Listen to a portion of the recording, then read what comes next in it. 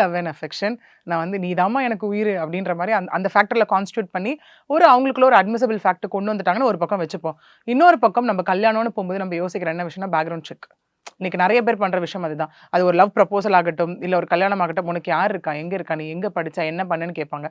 அந்த மாதிரி ஒரு 5 பேருமா இவங்க கிட்ட கேட்கல. எனக்கு அப்பா அம்மா இல்ல, எனக்கு யாருமே இல்ல. நான் ஹாஸ்டல்ல தங்கி வேலை பார்த்துக்கிட்டு இருக்கேன் அப்படின்னு சொல்லும் பொழுது, இதுதான் பெரிய பிரச்சனைங்க நடந்த ஒரு விஷயம். ஏன்னா இதுலேருந்து இப்ப நான் ஒரு விஷயம் பெருசா என்ன வலியுறுத்துறேன்னா, ஆல்ரெடி நெறைய வாட்டி நாங்க சொல்றது தான். என்னன்னா, இனிமே ஒரு பெரிய டிஸ்க்ளைமராவே இத எல்லாருமே எடுத்துக்கலாம். தயவு செஞ்சு இனிமே ஒரு கல்யாணத்துக்குள்ள யாரோ போறீங்க. ஆணா இருக்கட்டும், பெண்ணா இருக்கட்டும், யார் போறதா இருந்தாலும் ஃபர்ஸ்ட்டு வருதா? நம்ம வந்து பேக்ரவுண்ட் செக் விஷயம் பண்ணணும். 2வது ஈவன் தோ இன்னைக்கு ஒரு மேட்ரிமோனியல் சைட் எடுத்துக்கிட்டாலே எல்லாரும் என்ன நெனச்சுக்கிறாங்கன்னா, verified profile is like completely verified.